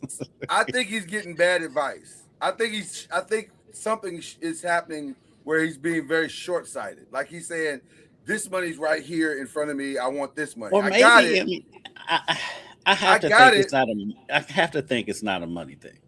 It has to be because there's no other logical reason. There's no other logical reason. Maybe he likes college. That's what I'm thinking. I mean, maybe he really wants to win a national championship at Ole Miss. He does, but he's been there 7 years. He hasn't been at Ole Miss for 7 years. Well, he's been in college 7 years. It's time to It's time to go. It's time to go. You got to go. Well, that's happening around. I mean, that's happening everywhere. So it's not just him. Your boy at USC. What's his name? It was at Auburn last year. The basketball player. He got hurt the other night. What's his name? He cracks me up. Hurt? Kid from USC that's like 30 years old. You talking about the lefty, right? Yeah. He got hurt against IU the other night. That's what happens when you get old. You start getting you get gout. You start getting injured. It's not gout. Why you always putting gout on people? What's wrong with you? Guys always putting gout on people. Baker Mazzaro. Yeah. He got gout during the game the other night, so he's out. He did not get gout.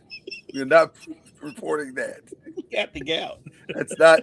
We are not reporting a gout outbreak at USC. That's what happened. But he's in that dude is in like his 7th or 8th year in college. Yeah. People staying. They staying. They are staying out here in these streets. They do not want to leave. So it's I don't know. I think he's getting bad advice in my opinion. Like, fam, you put up 3,000, almost 4,000 yards. You had 22 touchdowns. It's time to take it to the next level. You've done the work. You've done the work. It's fine. It's going to work out. Mazzara's first year in college was the 2020-21 season. That's crazy. That's so crazy. But technically, that's only 4 years. He's only in his 5th year. Yeah. It seems like some of these guys been there longer than that. But you're right. So, that's not bad. So I have this question because this came up on something radio or something. All right. So why is it that you have 5 years to play for? Why not just say you have 5 years?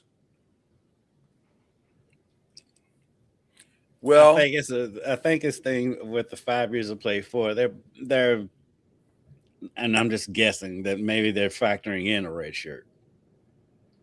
Because back in our days, freshmen redshirted all the time. Correct. Right? They didn't play like they do now. I agree with that, but I'm saying why we have 5 years to play for? Like, if just say you have 5 years. Yeah, and to add a layer to that question, Charlie, is like it's 5 years to play for, but the scholarship is actually 1 year renewable. So I think the whole thing is confusing. Well, what's even more this day and age. What's even more confusing than that is the fact that the two of you are trying to figure out anything that the NCAA. Yeah, I'll give you that. I mean, yeah, true. But that hit me the other day when I heard someone say that they had 5 years to play for. I mean, you would have You would have a better chance. You'd have a better chance figuring out quantum physics than the NCAA. The funny thing is, though, whenever you get one of these college presidents to ask them about anything, they always say the NCAA as if the NCAA is a separate entity. No, right, you're the NCAA, bro. Like some weird thing that's just out there. It's just some mystical place. Fam, that's you. We're talking about you. You're in the NCAA. Crazy. Crazy stuff. All right. Do we have any other? I think that's it as far as stuff that's going on. I did want to send like a collective shout out to Christian McCaffrey. Apparently he snuck and married the Miss Universe while we wasn't watching. Olivia Popo. Miss Universe. Former Miss Universe. Technically she's the former Miss Universe, but yes. What year? I have no idea. Why? Only Charlie would ask me what year did she win. Okay, Charlie, just for giggles, I will find out what year she won Miss Universe. I have no idea with a curveball when she won this Miss Universe. 2012. There you go. She won in 2012. But you carry the title forever. Like once you win it, it's yours. 2012. Good. Happy for him. She's 33. How old is Christian McCaffrey? He's got to be around that same age. She's been in the league for a while. Okay, that's probably true. But what does age mean 29. these days? Apparently nothing, because Cooper DeJean is dating one of the Bella twins from WWE, and she's 42. And Cooper DeJean is not 42. That's what I'm saying. Like, age doesn't mean anything in this day and age. Cooper DeJean is 22. So age clearly means nothing. I mean, look at Larson. Is 22? Cooper DeJean is 22. He's 22? He's 22. Yeah. And they asked him about it yesterday during the press runs over at the Super Bowl. And he said, somebody says, how are you enjoying Auntie Brie Bella? He said, I have no comment to that, which is a comment, actually, because you're dating. They asked her about it. He's dating a 20-year-old, somebody that's 20 years older than him? He is. But it's 22. Not, listen, that's not uncommon in these days. Larsa Pippen, the girl that's dating the kid from the Rockets. Oh yeah. Well, he's not the Rockets anymore, is it? Well, he's with Phoenix now, but yeah. Green? Yeah. His baby mama is like 18 years older. Her oldest son is the same age as Green. Yeah, she's got a son the same age as him. Yeah. What are we doing? Getting attention. The bag. Getting attention. That's what Secure in the bag. Listen, when the looks and the talent fade, you got to have a backup plan. This is called securing the future. I get it. But this is nothing new.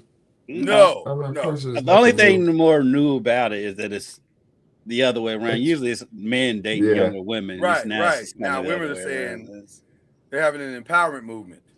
Yeah, they are cougars.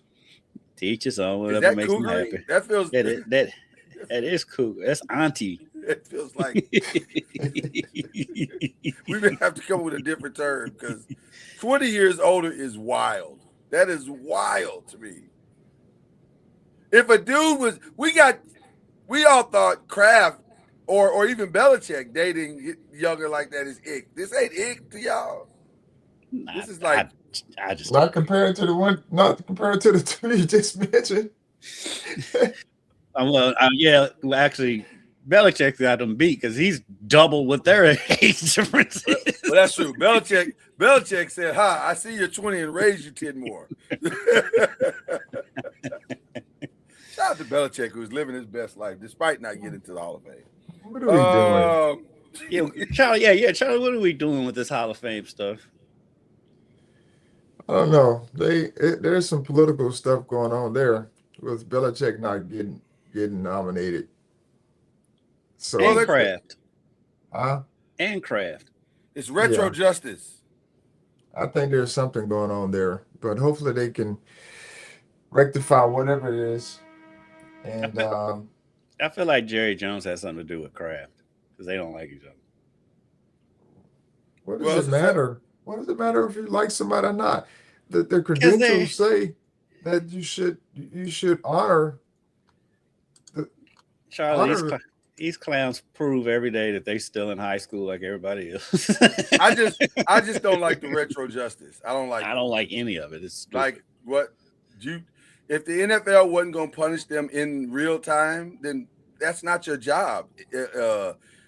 Hall of Fame writers, that's not your job to go punish people because they didn't get the punishment they deserve. This feels very high school lunchroomish.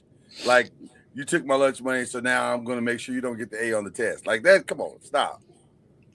I do feel like I do think some of it too is the process, because I think that they can only get 3. It was something like the other 3 on the ballot were like in their last cycle or whatever, something like that. Right. And so that's kind of played it into why they didn't get in, because they was getting the other guys in. They felt because it was Roger Craig, L.C. Greenwood, and there's one other one that did get in. Have they announced who got in yet? Because it's like it's Roger Craig, L.C. Greenwood, and I can't remember who the third one was. I feel bad for them because everybody's gonna be talking about who's not there. Yeah, so it's celebrating them being there. And I love Roger Craig. Roger Craig was one of my favorite players I ever watched with them high knees. And I'm hearing a lot of people talking about boycotting the Hall of Fame, not even going. So then, if that picks up momentum, it becomes a whole spectacle, and these guys get cheated.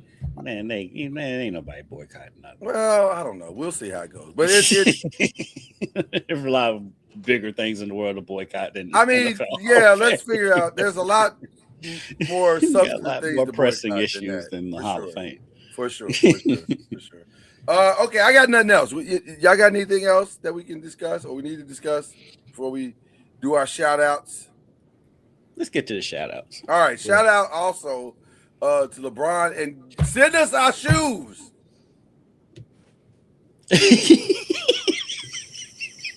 I'm here for it. Just want to put that out there. Yeah. The more you put it out there, somebody will relay this message to him and say, I think Charlie Ward needs the shoes, man. Yeah. Okay. You guys got any shout outs? Any shout outs from you guys? Charlie. Yeah, I got it right here. But shout out to Hope. Daughter Hope. She's going to be, you'll see her, but Saturday she's going to be color commentating for the Rattlers, both for the Rattlers games. Oh, yes. Texas Southern. Oh, that's awesome. On Swag TV. So very proud of her. She's making her way, getting some good experience. She started as a sideline, and now she'll get a chance to be on the color commentator. So I love it. We love it. Give her all of our praise. And did you say she's color commentating both games? Yeah. Yes, the men's and women's game. Are you prepared for? I was going to say, are you prepared for a critical Hope commentary? But you probably get that anyway. Like she's probably giving you notes when you come home. Like, Dad, come on, what is up with your zone defense? Like, I mean, I can hear Hope. Hope's not gonna hold back on you. You know that. I just feel like she would. It feels like like, what are you doing? Yep. Like that. Come on. This is not gonna be a partial. That's the play you're calling at the end of the game, Dad. This is not going to be a partial broadcast towards you, Charles. No. I'm just saying this is what we practice. So yeah, we're rooting for Hope. Charlie's already got his defense ready. This is how we practice. I don't know, Hope. He's already practicing. She has our stats and everything. So it's hard to high level of accountability right now. Yep. I get it. Shout out to Hope. We love Hope. We do love. We might need to have Hope on after this game. We need to have Hope on so she can give us the FAMU update. Yeah. Yep. So she'll be calling the game on Saturday. So That's awesome. Excited for that. So awesome. That is We are super excited for Hope. That is very, very awesome. All right. Charlie, Kendrick, who you shout out, brother? I'll give a shout out to my boy Cole Leland. Ballard High School had their senior night early just because we've had so much snow. They wanted to go ahead and get it in, so in case we get some more snow and school's canceled. But he's been one of the best shooters in the history of the state of Kentucky. Even though it is ironic that he had his senior night at Ballard, he spent 3 years at Mail and he's been at Ballard for about 2 months. Wow. Wow, Lord. That's crazy. What are we doing? Crazy. Because he left and went to a prep school, and then the prep school thing didn't work out or whatever, and so he came back and he went to Ballard. So that's the story. But they do. Now I've got to find this young man's name. Give me 1 second. They have a freshman that when I was at their game, he had 3 dunks in the first quarter. He's 6'10", so he'll be a guy to kind of keep your eye on. You know, player movement is off the rails when high school kids are transferring schools in season. Oh, it's crazy here in Kentucky. It is crazy here in Kentucky this year. That's so insane. That's everywhere. So this young man's name is Mason Grivna. Mason Grivna. Keep an eye on that guy. He's a freshman. He's a center. I think he's 6'9", 6'10" as a freshman, and can move. He shoots threes. He gets inside. He can spin baseline and dunk. He had 2 of those while I was there. So it's a kid to keep an eye on. Mason Grivna. I want to give a shout out to that kid. Sweet. Real quick, Lakers trade Gabe Vincent for Luke Kennard from Atlanta, and it appears that Zubac of the Clippers could be moving today. Oh, yeah. So they are really rebuilding. The Clippers are getting several calls. If that's the case, then why not get rid of Kawhi too? Why not just strip the whole thing down? If you stripped it down, let's just strip it down. What are we waiting on? They can't get rid of Kawhi. Why not? For what reason can you not get rid of him? You know why they can't. Wow, get rid of him. Charlie did not like that question. He just you know why they can't get rid of Kawhi. Listen, I understand, but you can't get rid of him. But getting rid of Zubac, they'll get a haul for him. They'll get some good pieces for him. Yeah, he might end up backing out. He might still be at the Lakers. Just go across the street. That'd be nice. Wasn't he there at one point? He started there. Yes, I thought so. Yeah, he started there, and then some. Then the genius of Magic Johnson was like, "We gonna trade."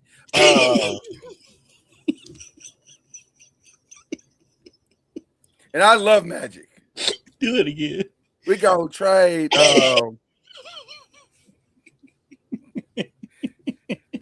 The basketball. We feel like we need to trade him out of here. It gives us position to get Anthony Davis. How is Magic Johnson from Michigan and have a Southern accent? I have no idea. I've always like, fam, you are the countryest northerner from Michigan, northerner of all time. Like, that is crazy that you have deep. Your country accent is as strong as Charles Barkley's, and y'all ain't nowhere near each other. Like, no. It's magic. It's magic. It's crazy. Okay. I don't know why I channeled my inner Magic just then, but I did. Man, that's been my favorite part of the show today. It's nothing I can do about it. I'm stuck here. So, all right. Again, we're gonna trade. We're gonna trade. What we're gonna do right here, Zubac, and real quick before I let you go, I don't have any shots. Any New Orleans players getting traded? I've heard Alvarado. Is that Alvarado? I'm sure Alvarado from Georgia Tech. Alvarado. But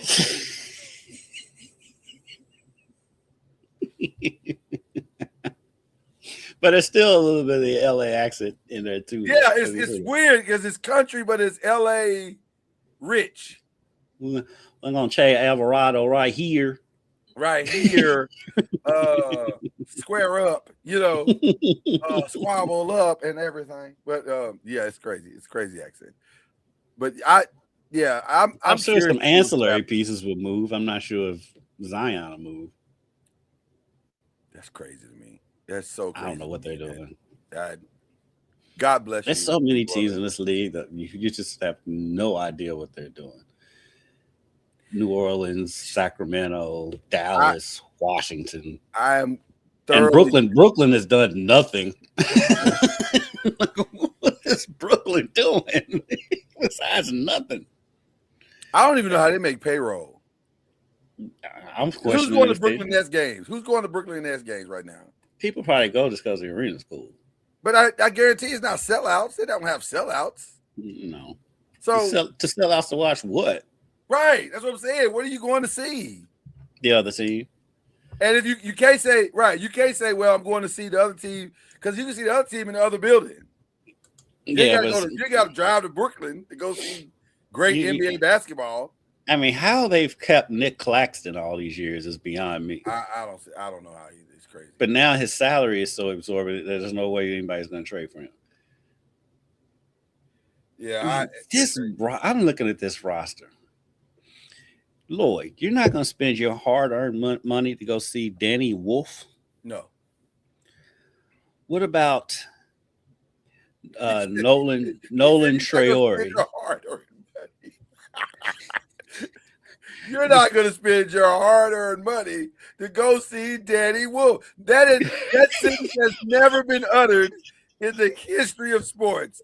Let me get on SeatGeek and find tickets to see Danny Wolf and Igor Dittum. That's what I don't even know who these people are. They've got Nolan Traore. They've got 3 people on the roster where they don't even have their salaries on the website. Hold on. 3, 4, 5. There's 5 people on their roster where they don't even have their salary listed. You know what I would love? I would love for Inside the NBA to get with do a who he played for, and don't just tell all be Brooklyn Nets. And don't tell Charles anything other than the names, and just say who he played for, Nolan Traore. And I guarantee you he'll say every team in the league before he says the Brooklyn Nets. And then how is Cam Thomas only making $6 million? Well, because he doesn't play. He's still their best player when he does play. Is he? Because they said Michael Porter is right now. Well, Michael Porter is. But before Michael Porter got there, Cam Thomas was. Michael Porter got to be thinking to himself, where did I take the wrong turn in life? Like, how did I think the reason why people aren't trading for Michael Porter because they think his stats are fool's gold because who else is going to score on this team? Right. Is this off the court stuff spilling onto the court? Is that why he's in Brooklyn right now? Because he had some weird off. That was his brother.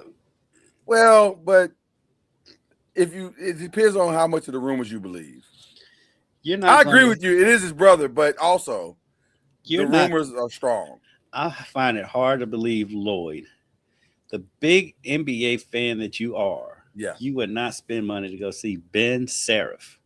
Listen, I'm gonna be honest with you. I've been dying to see Day'Ron Sharp for like at least 3.5 seconds. Like I've been wanting to see Day'Ron Sharp ever since I read the name on the screen a few seconds ago. The thing is like they can't even trade these people. No. Because none of them make enough money for a salary dump. I didn't even look at the salaries. So it's Michael Porter's making clearly the most, right? Yes. Him and Nick Claxton. Yes. Okay. So Lloyd, Terrence Mann is making $15 million. That's crazy work. Because he's been in the league so long. But outside of those, there's not even anyone making $10 million outside of those 3 players. Are you prepared to play Igor Dittum $10 million to average? He's averaging 10.5 points, so he's a baller. Shout out to Igor Dittum. Not gonna go see Haywood Highsmith. Now I kind of do want to see a Nets game. Like I might block out some time this weekend to watch the Nets go. Watch the Washington Generals. Yes, it's And what's crazy is they got like they may have arguably one of the best buildings, maybe the best building. If you their arena is awesome, and also the jerseys are fire. They are fire. That black and white is amazing. It's so marketable. Everything about them is marketable. Except for who plays for them. Like, yeah. Everything's marketable except the team. Right.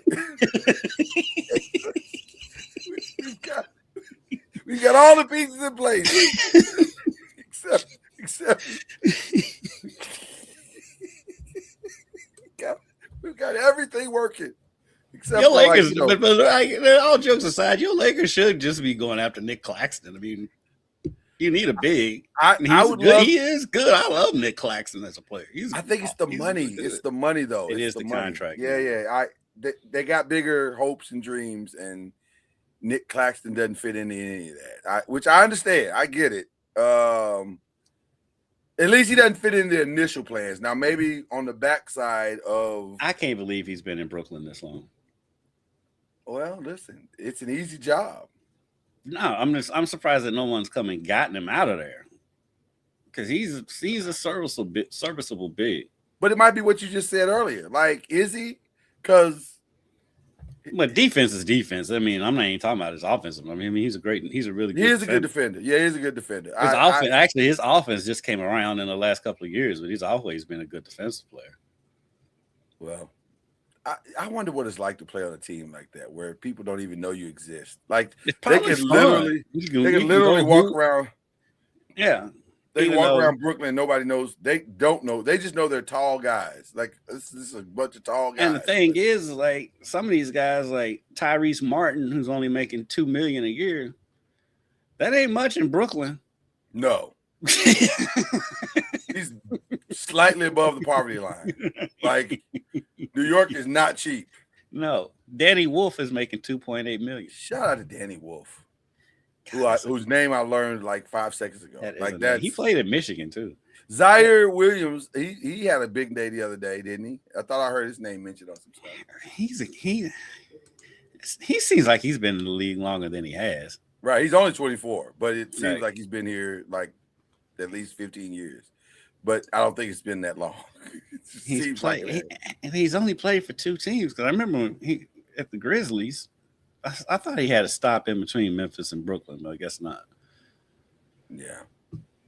Anyway, well, Brooklyn might have a flurry today. They may shock us. And Igor Demon, there may be a huge market for Igor Demon at this point. Like they may be like, we got to get this kid. He's 19.